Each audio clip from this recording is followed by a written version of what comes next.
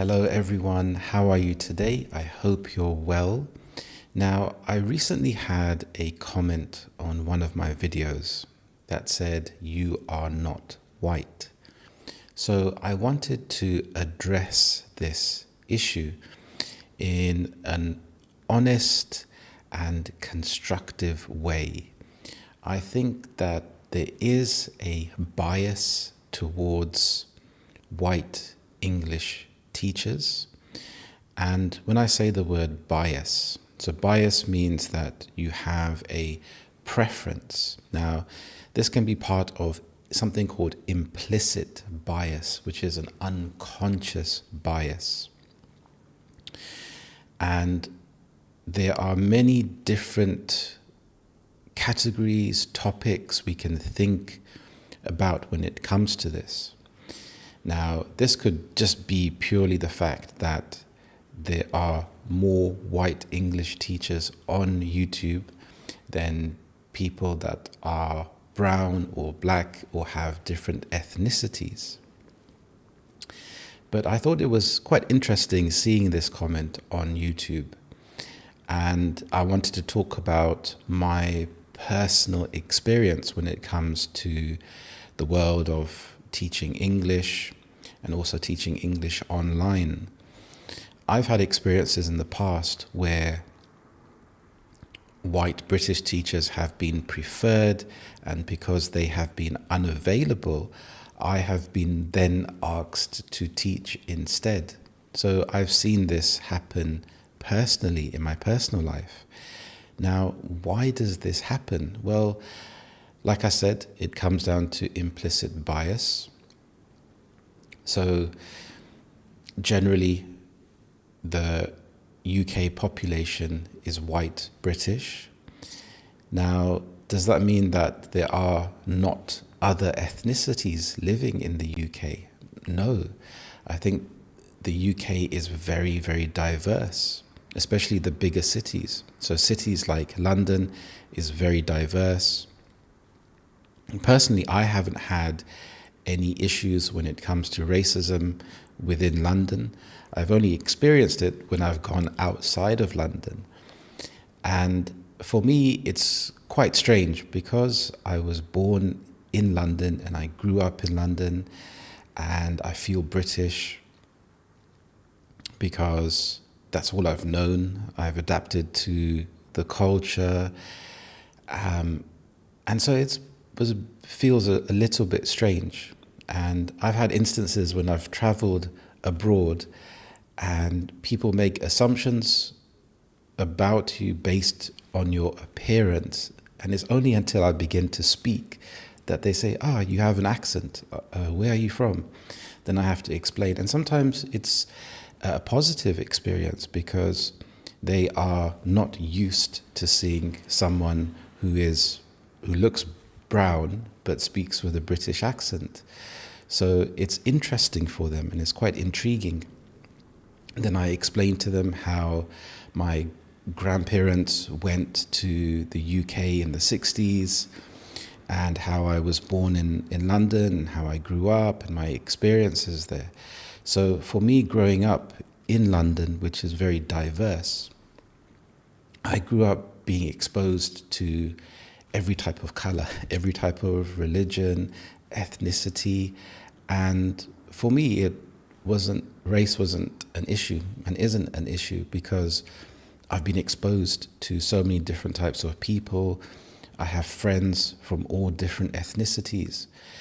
And it's quite interesting when you think about it because race can be an issue, but within the UK, I've noticed that it's also a class issue.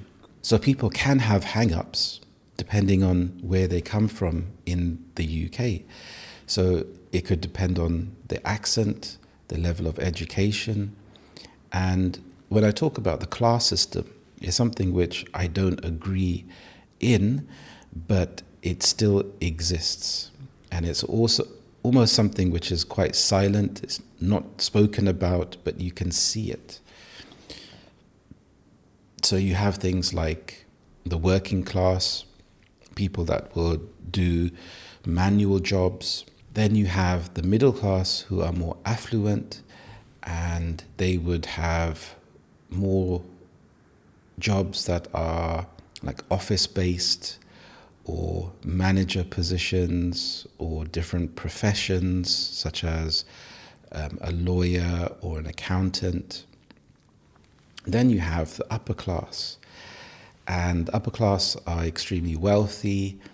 These are people that have vast properties and lots of land, and they may come from money which has been inherited and passed down. So you can have someone who can start off at a working class level and work really hard and then become incredibly wealthy. But then you could have the upper class who still may not respect this person because they've just been born into money and this is just through generational wealth. So going back to that topic of implicit bias, I think that it comes down to a meritocracy personally. If you have experience in teaching, I think that's the main thing. So personally, I've taught thousands of students and I've seen their success. I've seen them go on to have better paying jobs, go on to pass important exams like IELTS and really progress in their life. And I think that amount of experience is worth a lot. So I don't think everyone thinks like this, but it is important to address it because that is the reality. When I go onto YouTube and I look at English teachers, I personally don't see anyone that is British Asian that is teaching English. And I think over time, I think this would start to change, but it's due to exposure. You have this word gatekeeper. So a certain race is not a gatekeeper of the language or a particular skill. I think regardless of your accent or your color, it's more about how you can articulate yourself, how you can build fluency. That's the most important thing, is being able to express yourself with fluency. And that's what I teach in my lessons, is to give you the skills to empower you, to make you feel powerful, to make you feel confident. So when you have to express yourself, you don't feel intimidated, you don't feel shy, you can express how you really feel. And English is a global language. It's the most spoken language in the world. It's spoken in a number of countries, so it can really be beneficial to you in your life. Now, having said that, I'm still faced with these difficulties, and I think it's something which is a struggle because, like I said, I have such a vast amount of experience, and it is difficult when you are overlooked by someone that doesn't have that much experience. And it's just the nature of the game, I think, to a certain extent when it comes to YouTube, because when you have a picture, a thumbnail to click on, you have to make a decision. Why do you click on this thumbnail? And it can be quite challenging.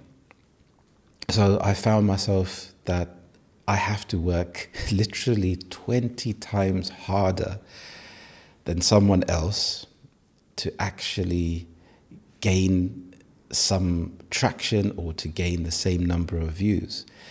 And this is just the reality. This is just the way it works. And it's strange for me because in real life, you are given more opportunities because you're able to show your skills, you're able to show your experience. But when it comes to YouTube, it's very difficult. But I've made the decision that I'm going to keep going, going to keep trying, and hopefully this channel can grow and I can keep providing good value and excellent value. So On that note, I have created a fantastic free ebook for you. If you would like this free ebook, just write the word win in the comments below. So WIN. If you can write win in the comments, then I can send you a link to download this free ebook. Now, going back to implicit bias, we have to challenge our implicit bias. We have to challenge the way we think about things. Now, there are different types of implicit bias. We have things like affinity bias. Now, affinity bias is when you prefer someone who is similar to yourself in terms of your background, your interests, or your appearance.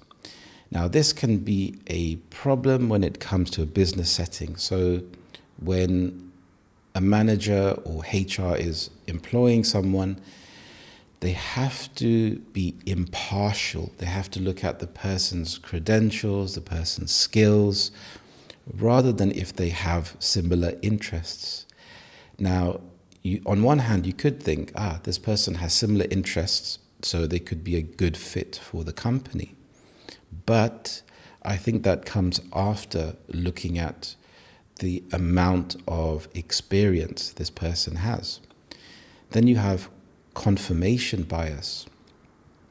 Now, confirmation bias is when you see information and it backs up what you already think.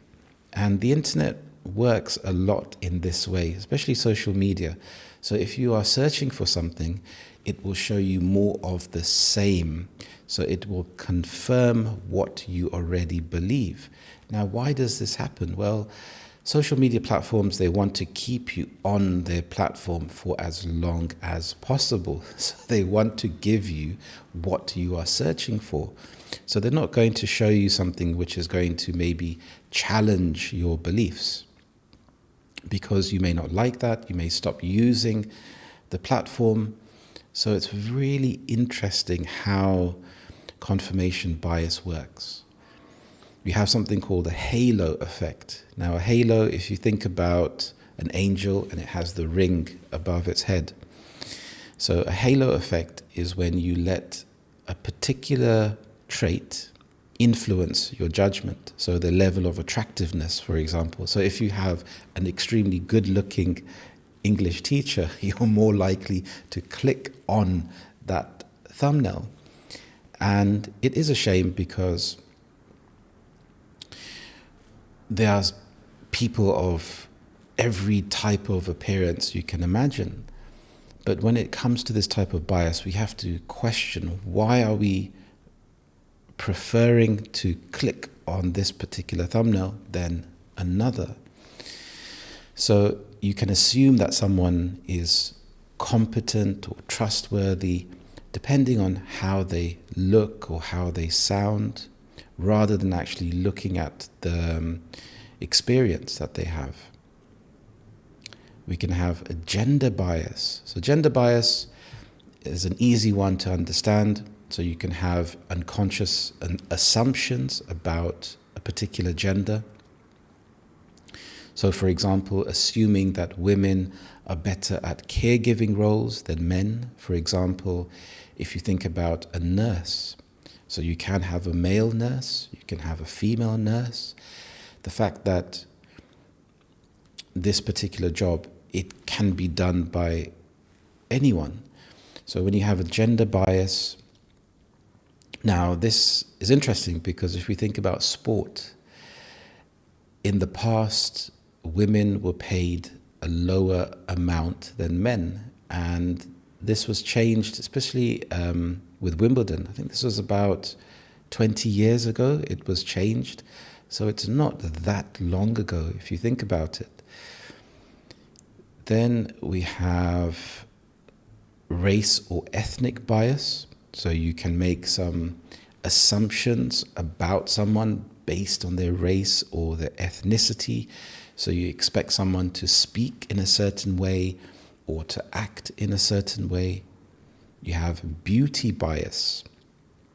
So you could favor someone over someone else because of their physical attractiveness. And when we think about bias, in a way, personally for me, it's made me have to work harder, especially in the ESL industry. If you are white, for example, and you go abroad to teach English, in my experience, it's been much easier. And that's because of the perception that people have and the bias that people have. And of course, this is not always the case. It's just what I've experienced and what I've seen. So being able to see that and see that reality means that you have to work harder. You can't just skate by. And on one hand, it's been good because it's forced me to have to work harder, a lot harder than someone else. And on the other hand, it is a shame that it exists, but sometimes you can't just bury your head in the sand and think it doesn't exist, because the world doesn't work that way. I think being able to grow and succeed is being able to see what is happening.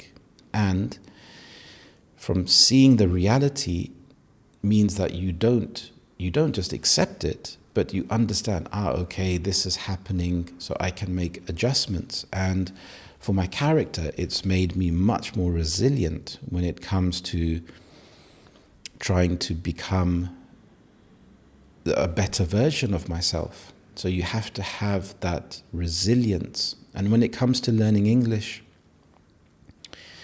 this can help you. This can help with your mindset when it comes to improving your English. When you know the sheer amount of work it takes to improve your English to a very high level, you can accept it. You can say, right, so I need to surround myself with English.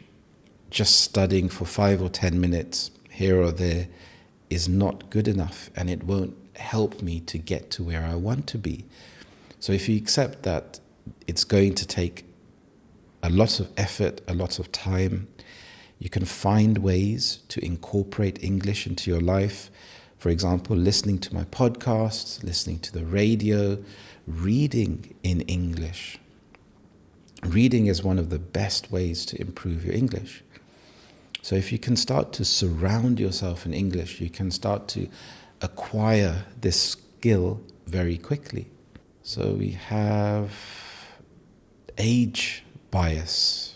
Now, age bias, you can stereotype individuals based on their age. For example, you could think that younger people are more tech savvy. So if you're tech savvy, this means that you know more about technology. Or you can make the assumption that older people are not good at technology, or they don't like change.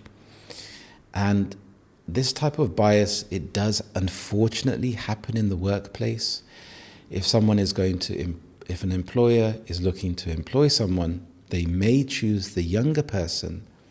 Now, this may not be based on if they are tech savvy. This could be based on the fact that they don't have a family, they're able to do more overtime, they're able to take work home with them. Whereas if you are older, you have more family commitments, you can't do so much extra overtime.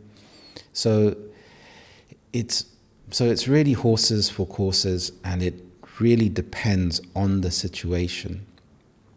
But really being able to challenge this bias, to look at why does this bias exist in the first place, and being able to change and adapt your thoughts.